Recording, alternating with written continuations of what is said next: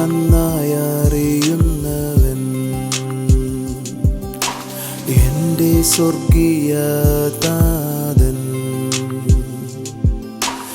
എന്നെ നന്നായി അറിയുന്നവൻ എൻ്റെ സ്വർഗീയ താതൻ. മാറ്റമില്ല സ്നേഹിതൻ തന്നെ, സമാധാനത്തിൻ പ്രഭുവേ. മാറ്റമില്ല സ്നേഹിതൻ തന്നെ, സമാധാനത്തിൻ പ്രഭുവേ. TV പ്രേക്ഷക സംഗമം തൃശൂരിൽ ജൂൺ 27 രാവിലെ 10:30 മുതൽ. സ്ഥലം town hall Thrissur. Miracle Sunday തിരുവനന്തപുരത്തും പാറശാലയിലും. ജൂൺ 30 രാവിലെ 11 മുതൽ AJ ഹാൾ കുമാരപുരം. വൈകുന്നേരം 4:30 മുതൽ ഷീല കല്യാണ മണ്ഡപം പാറശാല.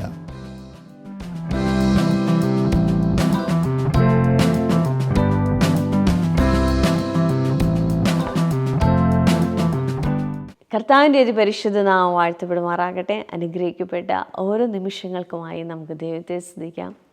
ഇന്ന് നമ്മൾ കേൾക്കാൻ പോകുന്നത്, ദൈവജനം പറയുന്നു നീതിയിൽ വളരണമെന്ന്. നമ്മളെ നിയന്ത്രിക്കേണ്ടത്, അതായത് നീതിബോധത്തിൽ വളരുക എന്ന് പറഞ്ഞാൽ തെറ്റും ശരിയും മനസ്സിലാക്കി പരിശുദ്ധാത്മാവിനാലാണ് അത് നമുക്കുണ്ടാകുന്നത്. വേറൊരാൾ തെറ്റ് എന്ന് പറയുന്നതിന് മുൻപേ കർത്താവ് നമ്മളോട് സംസാരിക്കുന്ന ആത്മീയ ബോധത്തിൽ നമ്മൾ വളരുന്നുവെങ്കിൽ യഥാർത്ഥത്തിൽ ക്രിസ്തു നിങ്ങളെ നിയന്ത്രിക്കുന്നു എന്നാണ് അതിൻ്റെ അർത്ഥം. ഇന്നത്തെ വചനം നിങ്ങളോട് സംസാരിക്കട്ടെ. നിങ്ങളുടെ ലൈഫിൽ അങ്ങനെയൊരു മാറ്റമുണ്ടാകട്ടെ. വലിയൊരു ആത്മീയ നിറവ് നിങ്ങളിലുണ്ടാകട്ടെ. നമുക്ക് മെസ്സേജിലേക്ക് പോകാം.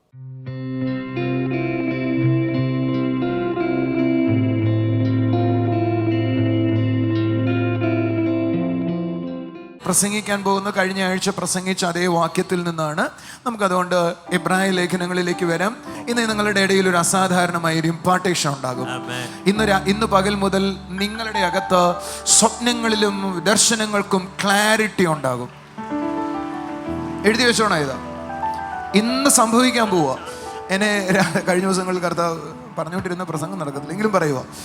കഴിഞ്ഞ ദിവസങ്ങളിൽ കർത്താവിനെ കാണിക്കുക ഒരു വലിയ ഗ്രൂപ്പ് ഓഫ് ആളുകൾ എന്ന് പറഞ്ഞാൽ ഈ ഹാളിൽ ഇന്ന് 10,000 പേര് 1000 കൂടുതൽ പേരിയ്ക്കുന്നുവെങ്കിൽ അത്രത്തോളം ആളുകൾ തന്നെ പ്രവചിച്ചുകൊണ്ട് മുന്നോട്ട് പോകുന്ന ഒരു കാഴ്ച എൻ്റെ കർത്താവ് കാണിച്ചു. നിങ്ങൾ എഴുതി വെച്ചോണം, ഇന്ന് അത് സംഭവിക്കാൻ തുടങ്ങുക. ഇന്നത് ആരംഭിക്കുക. യൂട്യൂബിൽ എന്നെ കാണുന്ന ആളുകൾ റെഡി ആയിക്കോ. ഇന്നു മുതൽ ആ കാര്യങ്ങൾ ഓപ്പൺ ആകുക. ഇന്നു മുതൽ ആ കാര്യങ്ങൾ സാധ്യമാകുകയാണ്. ഇപ്പോൾ മുതൽ ആ കാര്യത്തിന് മേൽ ഫ്രീഡം ഉണ്ടാകുകയാണ്. എബ്രായ ലേഖനം 6-ാം അധ്യായത്തിലേക്ക് വരാം. 1-ാം വാക്യം വായിക്കാം. നിങ്ങൾ ആ വാക്യത്തിന്റെ ആദ്യ വാക്കൊന്ന് അണ്ടർലൈൻ ചെയ്യണം. അതുകൊണ്ട്.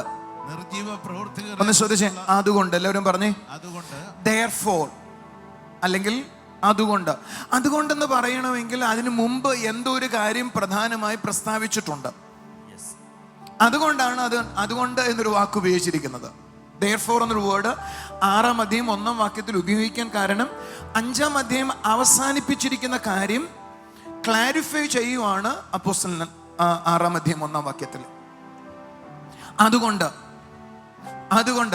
അടുത്ത വാചകം വായിച്ച നിർജീവ പ്രവർത്തികളെ കുറിച്ചുള്ള മാനസാന്തരം, ദൈവത്തെങ്കിലെ വിശ്വാസം, സ്നാനങ്ങളെ കുറിച്ചുള്ള ഉപദേശം, കൈവപ്പ്, മരിച്ചവരുടെ പുനരുദ്ധാനം, നിത്യശിക്ഷാവിധി എന്നിങ്ങനെയുള്ള അടിസ്ഥാനം പിന്നെയും ഇടാതെ എന്ന് പറഞ്ഞ ഈ വായിച്ചതെല്ലാം ദൈവവചനത്തിന്റെ അടിസ്ഥാന കാര്യങ്ങളാണ്. എല്ലാവരും പറഞ്ഞേ അടിസ്ഥാന കാര്യങ്ങളാണ്.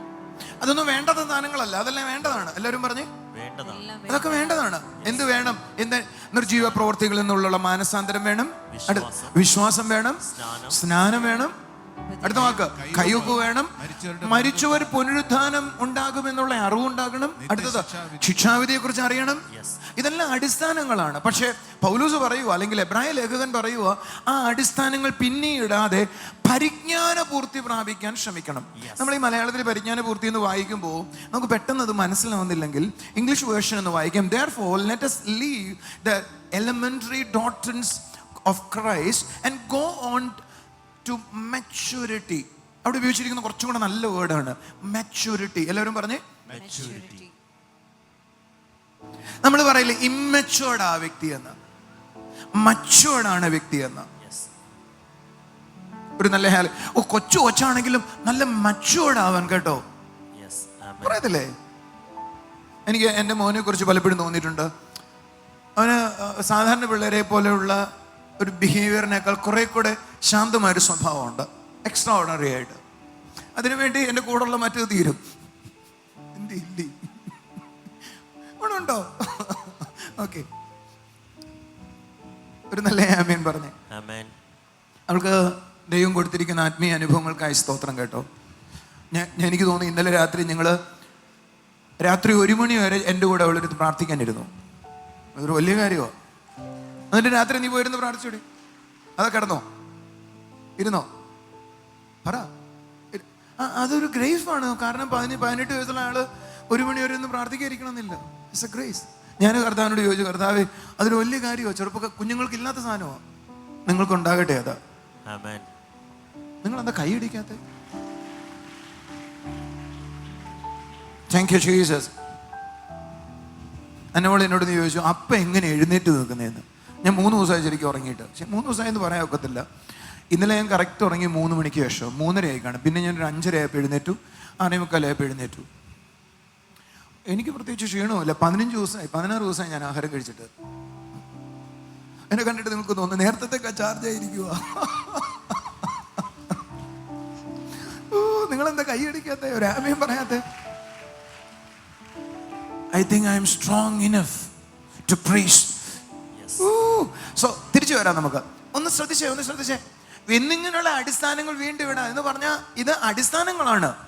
പക്ഷേ അതിനപ്പുറത്തേക്ക് മച്യൂരിറ്റിയിലേക്ക് വരണം. ഇനി ഞാൻ നിങ്ങളെ ഞെട്ടിപ്പിക്കാൻ പോവാ. എന്നെ യൂട്യൂബിൽ കാണുന്ന ആളുകൾ കൂടെ ഞെട്ടാൻ പോവാ. എന്ന് പറഞ്ഞാൽ എലമെന്ററി ഡോക്ട്രിൻസ് നിങ്ങളെ മച്യൂരിറ്റിയിലേക്ക് എത്തിക്കത്തില്ലെന്ന്. മച്യൂരിറ്റിയിലേക്ക് എത്താൻ വേറെ ചിലതുകൂടെ നമ്മൾ മനസ്സിലാക്കേണ്ടതായിട്ടുണ്ടെന്ന്. നിങ്ങൾക്ക് എപ്പോഴും കൈയടിക്കാൻ ഞെട്ടിലെപ്പോഴും യഥാർത്ഥത്തിൽ മനസ്സിലായില്ല. പറയാം. ഞാനൊരു ചോദ്യം ചോദിച്ചോട്ടെ. ഞാൻ പണ്ട് ചർച്ച പറയുമ്പോൾ പറയുന്നു മരിച്ചവരുടെ പുനരുദ്ധാനം, ശിക്ഷാവിധി, അതൊക്കെ പ്രസംഗിക്ക് കേൾക്കുമ്പോഴേ ബോറടിച്ചു പോവും. ഞാൻ പറയാം അത് കുറച്ച് വളർന്ന ആളുകൾക്ക് അതൊക്കെ മനസ്സിലാവത്തുള്ളൂ. നമ്മളങ്ങനെ എപ്പോഴെങ്കിലും പറഞ്ഞിട്ടുണ്ടോ? മരിച്ചവരുടെ പുനരുദ്ധാനം അല്ലെങ്കിൽ ശിക്ഷാവിധി അതെല്ലാം ആൾക്കേ മനസ്സിലാവത്തുള്ളൂ. പക്ഷെ പൗലൂസ് പറയുവോ അല്ലെ എബ്രായ ലേഖകൻ പറയുവോ അത് വളർന്ന ആളുകൾക്കുള്ളതല്ല, ശിശുക്കൾക്കുള്ളതാണ്. അതിനപ്പുറത്ത് ചിലതുണ്ട്, അതാണ് വളർന്ന ആളുകൾക്കുള്ളതെന്ന്, അല്ലെങ്കിൽ വളരേണ്ടതിനായിട്ടുള്ളതെന്ന്. നിങ്ങളെന്താ കൈയടിക്കാത്ത? ആരെങ്കിലും നിങ്ങളോട് ചോദിച്ചിട്ടുണ്ടോ ജോൺ ബ്രദറിന്റെ എവിടെ മരിച്ചവരുടെ പുനരുദ്ധാനം പഠിപ്പിക്കുന്നുണ്ടോന്ന്? ആരെങ്കിലും നിങ്ങളോട് ചോദിച്ചിട്ടുണ്ടോ ശിക്ഷാവിധിയെ കുറിച്ച് പഠിപ്പിക്കുന്നുണ്ടോ എന്ന്? അതാണ് ഏറ്റവും വലുത് എന്ന് ചിന്തിക്കുന്ന സമൂഹത്തിലാണ് നമ്മൾ നിൽക്കുന്നത്. പക്ഷെ അതൊക്കെ വേണം, അതൊക്കെ അറിഞ്ഞിരിക്കണം, അത് പഠിക്കണം. പക്ഷെ അതിനപ്പുറത്തേക്ക് ചിലതും കൂടെ ഉണ്ട് എന്ന് വേദപുസ്തകം പറയുക. അതെന്താണ്? നമുക്ക് വായിക്കാം. എബ്രായ ലേഖനം 5-ാം അധ്യായം അതിന്റെ 12 മുതലുള്ള വാക്യങ്ങൾ, അതിന്റെ 13-ാമത്തെ വാക്യം മുതൽ വായിച്ചു. പാല് കുടിക്കുന്നവനെല്ലാം നീതിയുടെ വചനത്തിൽ പരിചയമില്ലാത്തവരത്രേ, അവൻ ശിശുവല്ലോ. അടുത്തത് കട്ടിയായുള്ള ആഹാരം നന്മതിന്മകളെ തിരിച്ചറിയുവാൻ തഴക്കത്തിൽ അഭ്യസിച്ച ഇന്ദ്രിയങ്ങളുള്ളവരായി പ്രായം തികഞ്ഞവർക്കേ പറ്റത്തുള്ളൂ. അപ്പൊ സത്യത്തിൽ പറഞ്ഞത് ശിശുക്കളായ ആളുകളാണ് നിർജീവ പ്രവർത്തികളെ കുറിച്ചുള്ള മാനസാന്തരം, കൈവപ്പ്, സ്നാനം, വിശ്വാസം, നിത്യശിക്ഷാവിധി, മരിച്ചവരുടെ പുനരുദ്ധാനം എന്നതെല്ലാം ആര് മനസ്സിലാക്കേണ്ടതാണ്? ശിശുക്കൾ മനസ്സിലാക്കേണ്ടതാണ്. എന്നാൽ അടുത്തൊരു ലെവലിലേക്ക് വരുന്ന ആളുകൾ അതിനപ്പുറത്തേക്ക് ചിലത് മനസ്സിലാക്കേണ്ടതായിട്ടുണ്ട്. ഓ, ഒരു സ്ട്രോങ് ആയിട്ട് നല്ല കൈയടി കൊടുത്തേ കർത്താവിനെ. ഇതെല്ലാം പറയുമ്പോൾ നമുക്ക് മനസ്സിലാവാത്ത തൊട്ട് പൗലോസ് അവിടെ എഴുതിയിരിക്കുന്നുണ്ടോ? കാലം നോക്കിയാൽ നിങ്ങൾ ഉപദേശകന്മാരായിരിക്കേണ്ട, നിങ്ങൾ ദൈവത്തിന്റെ അരുളപ്പാടുകൾ ആദ്യ പാഠങ്ങൾ തന്നെ. അപ്പൊ ദൈവത്തിന്റെ അരുളപ്പാടുകളുടെ ആദ്യ പാഠങ്ങൾ എന്ന് പറയുന്നതാണ് നമ്മൾ നേരത്തെ വായിച്ചത്. പക്ഷെ അടുത്ത് കഴിഞ്ഞിട്ട് പറയുക കട്ടിയുള്ള ആഹാരം വേണമെന്ന്. അപ്പൊ നിങ്ങൾ ചിന്തിക്കാൻ പോകുന്നത് ഇനി എന്തോന്ന് കട്ടിയുള്ള കാര്യം എന്നാ. പക്ഷെ ആ കട്ടിയുള്ള ആഹാരം നിങ്ങൾ സിമ്പിളായി എല്ലാ ദിവസവും കഴിക്കുന്ന ആഹാരമോ? നിങ്ങൾ ആരും അതിനെ കൈയടിച്ചില്ല, ഒരു ആമേൻ പറഞ്ഞില്ല.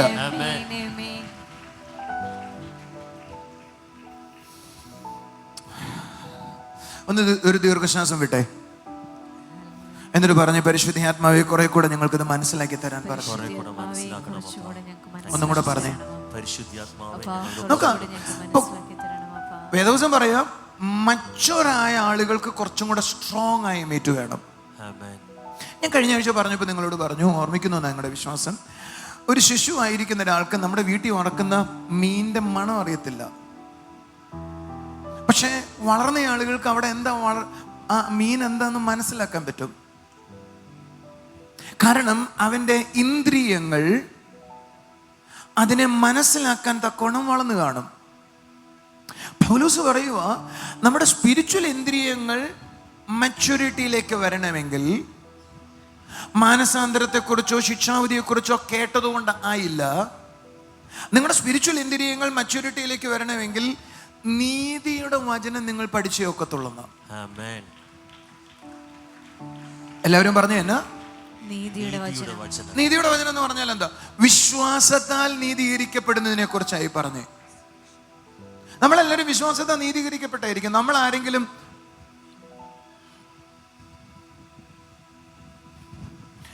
നിങ്ങളാരെങ്കിലും ഇവിടെ ഒരു യാഗം അർപ്പിച്ചതുകൊണ്ടാണോ കർത്താവ് നിങ്ങളുടെ പാപങ്ങൾ ക്ഷമിച്ചത്?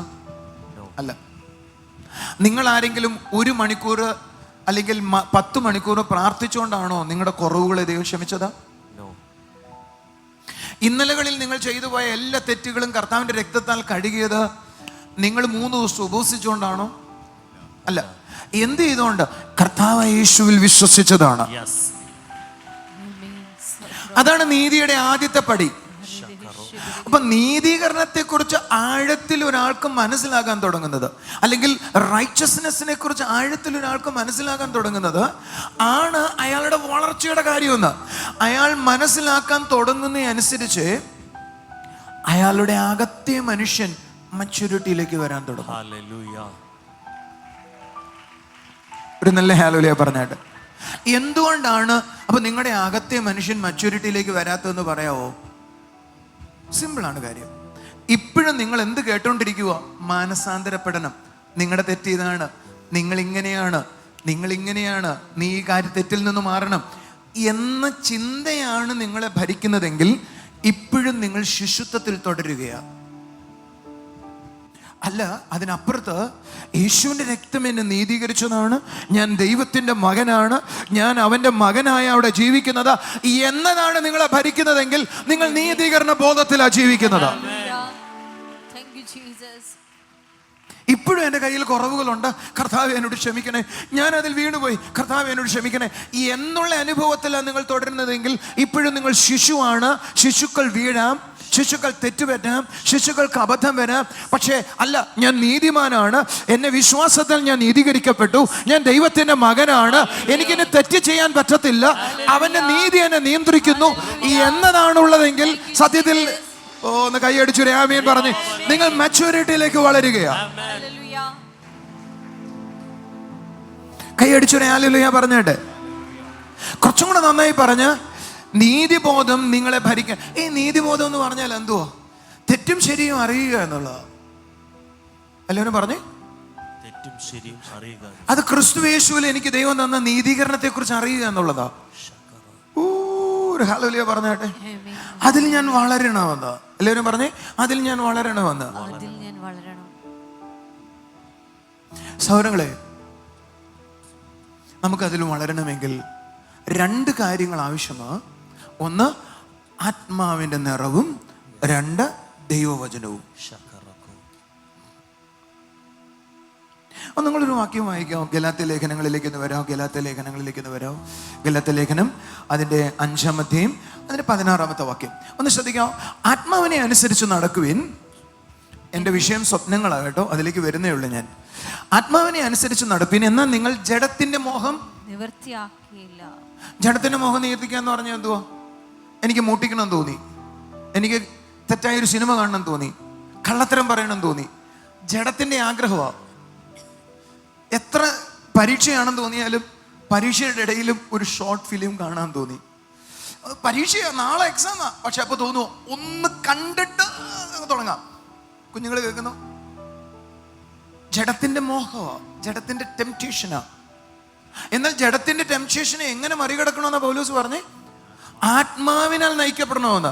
എന്ന് പറഞ്ഞ് എൻ്റെ നീതിയിൽ ഞാൻ ജീവിക്കണമെങ്കിൽ, ദൈവിക നീതിയിൽ ഞാൻ ജീവിക്കണമെങ്കിൽ എൻ്റെ മുകളിൽ പരിശുദ്ധാത്മാവിന്റെ നിയന്ത്രണം വ്യാപരിക്കപ്പെടണം. നീതീകരണത്തിൽ ഞാൻ ജീവിക്കണമെങ്കിൽ പരിശുദ്ധാത്മാവിനാൽ നിയന്ത്രിക്കപ്പെടണം ഞാൻ. രണ്ട്, ദൈവവചനത്താൽ നിയന്ത്രിക്കപ്പെടണം. എബ്രായ ലേഖനം 4:12 അവന്റെ വചനം എൻ്റെ അകത്തേക്ക് വന്നിട്ട് എൻ്റെ ചിന്തയും വിചാരങ്ങളെയും എല്ലാം വിവേചിച്ചിട്ട് ഞാൻ ഇങ്ങനെയാന്ന് മനസ്സിലായി. അതിനോടൊപ്പം ദൈവാത്മാവിൽ നയിക്കപ്പെടണം. അതിനെയാ നീതിബോധത്തിൽ നടക്കുക എന്ന് പറയുന്നത്. ഒരു നല്ല ഹല്ലേലൂയ പറഞ്ഞിട്ട് അങ്ങനെ നടക്കുന്ന ഒരാളാണ് മച്യൂരിറ്റിയിലേക്ക് വളരുന്നത്. നിങ്ങൾ ചെയ്തത് തെറ്റാന്ന് ഞാൻ നിങ്ങളോട് പറയുന്ന വിധത്തിൽ ജീവിക്കുന്നതിനെയല്ല മച്യൂരിറ്റി എന്ന് പറയുന്നത്. മറ്റൊരാൾക്ക് അത് ചെയ്ത് തെറ്റാന്ന് പറഞ്ഞു കൊടുക്കുന്ന രീതിയിലേക്ക് നിങ്ങൾ വളരുക എന്നതാ. അങ്ങനെ വളരണമെങ്കിൽ നിങ്ങൾ ആത്മാവിനാൽ നിയന്ത്രിക്കപ്പെടണം. അത് ശരി, ഇത് ശരി എന്ന് മനസ്സിലാക്കുന്ന വിധത്തിൽ ആത്മാവിനാൽ നിയന്ത്രിക്കപ്പെടണം. ആത്മാവിനാലുള്ള നിറവും ദൈവജനത്താൽ ഉള്ള ആ നിറവും അത് നമ്മളെ സ്വാധീനിക്കാനിടയാകട്ടെ, നിയന്ത്രിക്കുവാനിടയാകട്ടെ. വീണ്ടും വീണ്ടും നിർജീവ പ്രവൃത്തികളെ കുറിച്ചുള്ള അല്ലെങ്കിൽ ആ കാര്യങ്ങളെ ആദ്യ പാഠങ്ങളിലായിരിക്കുന്ന അനുഭവത്തിൽ നിന്നും പക്വതയുള്ള ക്രിസ്തുവിനെ മനസ്സിലാക്കുന്ന, ക്രിസ്തുവിനോടുള്ള ബന്ധത്തിലായിരിക്കുന്ന, ആ ശബ്ദത്തിനനുസരിച്ച് മുൻപോട്ട് പോകുന്ന ഒരനുഭവത്തിൽ കർത്താവ് നിങ്ങളെ ഓരോരുത്തരെയും നടത്തട്ടെ. നമുക്കിനി ചില സാക്ഷ്യങ്ങൾ കാണാം.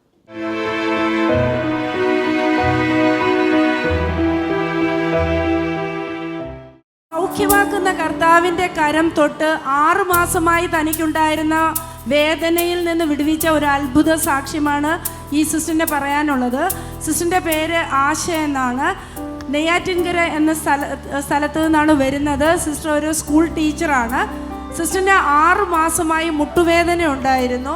സ്കൂളിൽ പോകുമ്പോഴെല്ലാം വളരെ പ്രയാസമായിരുന്നു. സിസ്റ്റർ പറയുന്നത് ക്ലാസ് എടുക്കുമ്പോൾ കുറച്ച് സമയം നിന്ന് പഠിപ്പിക്കുമ്പോൾ തന്നെ കാലിന് വേദന വരും. അപ്പോൾ ഇരിക്കേണ്ടി വരുമായിരുന്നു. കൂടാതെ നടക്കുന്നതിനും പ്രയാസമായിരുന്നു. എന്നാൽ സിസ്റ്റർ ഒരു ഡോക്ടറിനെ കണ്ടു. ഡോക്ടർ പറഞ്ഞു കാല് ചൂടുവെള്ളത്തിൽ മുക്കി വെച്ചാൽ മതി എന്ന് പറഞ്ഞു. സിസ്റ്റർ അങ്ങനെ വെള്ളത്തിൽ താഴ്ത്തി വയ്ക്കുന്ന സമയം വേദന കുറഞ്ഞിരിക്കും, പുറത്തെടുക്കുമ്പോൾ വീണ്ടും വേദന ഉണ്ടാവും. എന്നാൽ ഒരു സിസ്റ്റർ പറഞ്ഞിട്ടാണ് കഴിഞ്ഞ ഞായറാഴ്ച നമ്മുടെ ചർച്ചിൽ കടന്നു വരാൻ ഇടയായത്. അപ്പോൾ ബ്രദർ ഫസ്റ്റ് ടൈം വന്നവർക്ക് വേണ്ടി ആദ്യം പ്രാർത്ഥിക്കുമ്പോൾ ബ്രദറിൻ്റെ അടുക്കൽ വന്നു. സിസ്റ്റർ പറയുന്നത് ബ്രദറിൻ്റെ അടുക്കൽ വന്നിട്ട് സിസ്റ്റർ പ്രശ്നം പറയുന്നതിന് മുന്നേ തന്നെ ബ്രദർ സിസ്റ്ററിൻ്റെ തലയിൽ കൈവച്ചു. എന്നിട്ട് സിസ്റ്റർ കടന്നുപോയി. പക്ഷേ സിസ്റ്ററിന് അത് തൃപ്തികരമല്ലായിരുന്നു. സിസ്റ്റർ മടങ്ങി പോകുമ്പോൾ തന്നെ കൊണ്ടുവന്ന ആൻറ്റിയോട് ഇങ്ങനെ പറഞ്ഞു, ഇത്രയും ദൂരം നിന്ന് വന്നിട്ടും ബ്രദർ തലയിൽ തൊട്ടതല്ലേ ഉള്ളൂ എന്ന് പറഞ്ഞു. എന്നാൽ സിസ്റ്റർ സമാധാനത്തോടെയാണ് ഇവിടുന്ന് കടന്നു പോയത്. വീട്ടിൽ ചെന്നു. അടുത്ത ദിവസം രാവിലെ എഴുന്നേറ്റപ്പോൾ പതിവ് പോലെ മുട്ടുവേദനയില്ല. തുടർന്ന് ഒരാഴ്ച സിസ്റ്റർ പരിശോധിച്ചു. സിസ്റ്റർ പറയുന്നത് 6 മാസമായി തന്നെ പിന്തുടർന്നിരുന്ന വേദന പൂർണ്ണമായി കർത്താവ് സൗഖ്യമാക്കി എന്നാണ്. എൻ്റെ സങ്കേതമാണ്, എൻ്റെ കോട്ടയാണ്, ഞാൻ ആശ്രയിക്കും എൻ്റെ ദൈവമാണ്.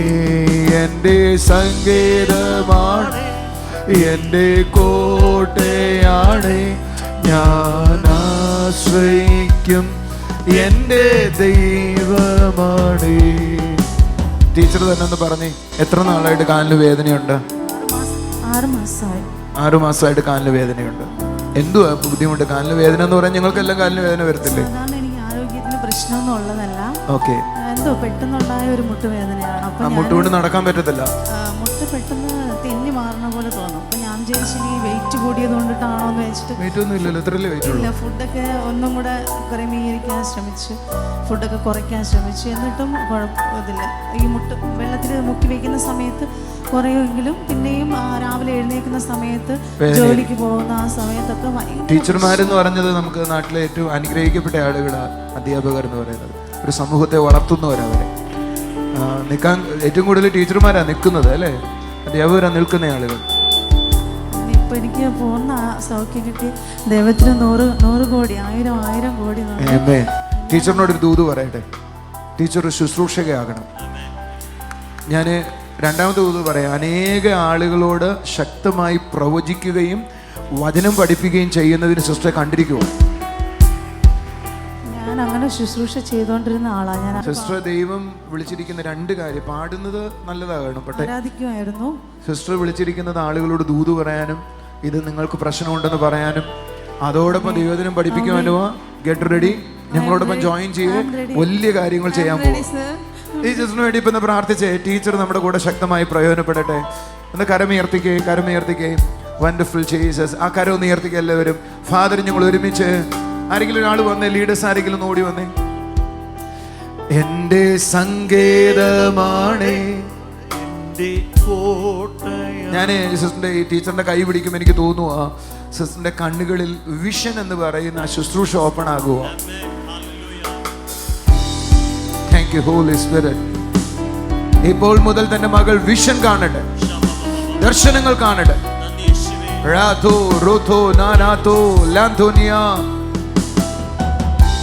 ടീച്ചറെ, ഞാൻ പറഞ്ഞുകൊണ്ടിരിക്കുമ്പോൾ 2 അനുഭവം ഉണ്ടായി കാണും. ഒന്ന്, ശരീരത്തിൽ മുഴുവൻ ഒരു ഷോക്ക് വന്ന് നിറഞ്ഞു കാണും. 2, സിസ്റ്ററിന് എന്താണെന്ന് മനസ്സിലാക്കാൻ പറ്റുന്നില്ല, ഒരു വലിയ വെളിച്ചം കണ്ടു. ആ വെളിച്ചത്തിൽ നിന്ന് പൂക്കളാണോ എന്താണെന്ന് മനസ്സിലാക്കാൻ പറ്റാത്തത് തൻ്റെ അടുക്കിലേക്ക് വരുന്നത് കണ്ടു. ആ കണ്ടത് ഇന്നു മുതൽ നിങ്ങളുടെ ലൈഫിൽ തുറന്നു വന്ന വിഷനാണ്. ഈ ടീച്ചറിന് ഒരു പ്രത്യേകതയുണ്ട്. ടീച്ചറിന് ദൈവം ഒരു വരം നേരത്തെ കൊടുത്തിട്ടുണ്ട്. ടീച്ചർ ഇടയ്ക്കിടയ്ക്ക് സ്വപ്നം കാണുന്ന സ്വപ്നങ്ങൾ 1 മാസമോ 2 മാസമോ ഒന്ന് കഴിയുമ്പോൾ സംഭവിക്കും. ഞാൻ പറയുന്നത് ശരിയാണോ? എന്നാൽ ആ സ്വപ്നം എന്ന വരത്തെ ദൈവം വർദ്ധിപ്പിക്കാൻ പോവുക. അനേക സ്വപ്നങ്ങൾ കാണാൻ പോവുക, അനേക അനുഭവങ്ങൾ ഉണ്ടാകാൻ പോവുക. ഞാൻ സിസ്റ്ററോടൊരു ദൂതും കൂടെ പറയാം. സിസ്റ്ററിന്റെ ടീച്ചറിന്റെ വയർ എനിക്ക് കാണാം. വയറ്റിനകത്തുള്ള ചില കാര്യങ്ങൾ കാണാം. വയറിന്റെ ഇടതുവശത്ത് ഇന്ന് പകല് അത് പൂർണ്ണമായിട്ട് സൗഖ്യം ഉണ്ടാകാൻ പോവുക. എന്നെ കാണിക്കുന്നത് അത് ഡിസ്കിലേക്ക് തള്ളുന്ന വിധത്തിൽ അകത്തൊരു ഒരു ഒരു ഒരു ഒരു തടിപ്പ് പോലെ എന്തോ ഉണ്ടായി വരുക. ഈ ഭാഗത്ത് ഒരു 6 മാസത്തിന് മുമ്പ് അങ്ങനെ പെട്ടെന്ന് ഒരു ഇതുണ്ടായിരുന്നു. എന്നെ സിസ്റ്റർ അറിയേണ്ടത് ഇപ്പോൾ അത് സൗഖ്യമാകുക. യേശു നിങ്ങളെ സൗഖ്യമാക്കുക. കൈയടിച്ച് കർത്താവിനെ സ്തുതിച്ചേ. കർത്താവ് നീ കൊടുത്ത സൗഖ്യത്തിനും വിടുതലിനുമായി നന്ദി അപ്പ.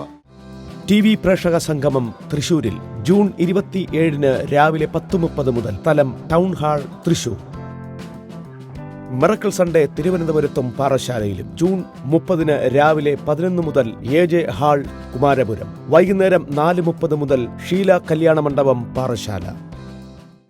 ദൈവത്തിൻ്റെ സ്നേഹത്തെ പലപ്പോഴും കർത്താവ് തൻ്റെ സൗഖ്യത്തിലൂടെയും വാക്കുകളിലൂടെയും ആത്മാവിൻ്റെ ശക്തിയിലൂടെ ഒക്കെ നമ്മളോട് കർത്താവ് നമുക്ക് കാണിച്ചു തരുന്നുണ്ട്, നമ്മളോട് ഇടപെടുന്നുണ്ട്.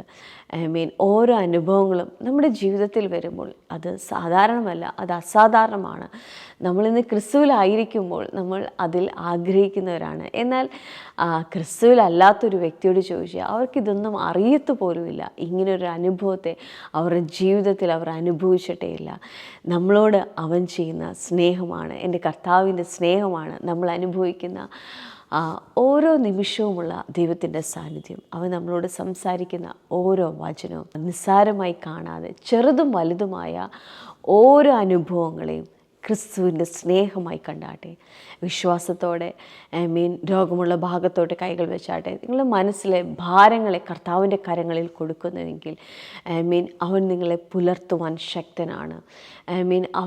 അവൻ്റെ ബലമുള്ള കൈകളുടെ കീഴിലാണ് നമ്മളായിരിക്കുന്നത്, ആ ഭുജത്തിലാണ് നമ്മളായിരിക്കുന്നത്. വിശ്വാസത്തോടെ ചിലതിനെ സ്വന്തമാക്കിയാട്ടെ, ചിലതിനെ നേടിയാട്ടെ. അപ്പോൾ ഞങ്ങളെ കാണുന്ന ഓരോ കുടുംബങ്ങളെയും അവിടുത്തെ കരങ്ങളിൽ ഏൽപ്പിക്കുന്ന അപ്പോൾ യേശുവിൻ്റെ നാമത്തിൽ ഞങ്ങൾ അനുഗ്രഹിച്ച് പ്രാർത്ഥിക്കുന്ന കർത്താവെ, വിശ്വാസത്തിൽ ഉയർന്നു വരണം, ദൈവവചനത്തിൽ ഉയർന്നു വരണം. അപ്പോൾ അസാധാരണതയുള്ള ഒരു വ്യക്തിയായി ഇവരോരോരുത്തരും മാറട്ടെ.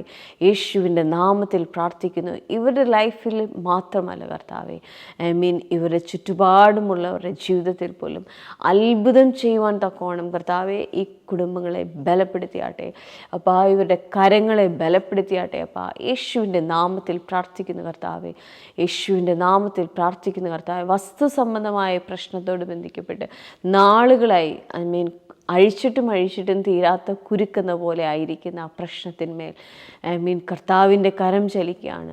യേശുവിൻ്റെ നാമത്തിൽ കർത്താവെ ആ വ്യക്തി ഇന്നു മുതൽ ഫ്രീഡത്തിലേക്ക് വരട്ടെ, സ്വാതന്ത്ര്യത്തിലേക്ക് വരട്ടെ. കർത്താവിൻ്റെ കരം ചലിക്കട്ടെ. അപ്പോൾ ദൈവത്തിൻ്റെ പ്രവൃത്തിക്കായി നന്ദി പറയുന്നു കർത്താവെ, നന്ദി പറയുന്നു കർത്താവെ. Thank you Jesus, thank you Jesus. അതേപോലെ തന്നെ ഒരു സ്കിൻ ഡിസീസിനാൽ ഭാരപ്പെടുന്ന ഒരു വ്യക്തിക്കായി പ്രാർത്ഥിക്കുകയാണ്. അവിടെ ചൊറിഞ്ഞു പൊട്ടും. അത് കുറച്ച് ദിവസം കഴിയുമ്പോൾ അത് ഉണങ്ങും, വീണ്ടും അതേപോലെ പ്രശ്നമുണ്ടാകുന്നു. കർത്താവെ ആ വ്യക്തിയെ തൊട്ടാട്ടെ അപ്പോൾ യേശുവിൻ്റെ നാമത്തിൽ പ്രാർത്ഥിക്കുന്നു. ദൈവത്തിൻ്റെ കരം ചലിക്കണമെന്ന് പ്രാർത്ഥിക്കുന്നു. അപ്പോൾ ആ വിശ്വാസത്തോടെ എന്നോടൊപ്പം ആയിരിക്കുന്ന ഓരോ കുടുംബങ്ങളുടെ മേലും കർത്താവിൻ്റെ കരം ചലിക്കട്ടെ. അപ്പോൾ യേശുവിൻ്റെ നാമത്തിൽ പ്രാർത്ഥിക്കുന്നു. അവരായിരിക്കുന്ന കാര്യങ്ങളുടെ മേൽ അപ്പോൾ ഒരു മറുപടി ഉണ്ടാക്കട്ടെ. സ്വർഗീയ പിതാവേ, അവിടെ ഞങ്ങളുടെ പ്രാർത്ഥന കേട്ടേനായി സ്തോത്രം. യേശുവിൻ്റെ നാമത്തിൽ തന്നെ ആമേൻ, ആമേൻ. എല്ലാവിധമായ നന്മകൾ കൊണ്ടും കർത്താവ് നിറയ്ക്കട്ടെ. God bless you.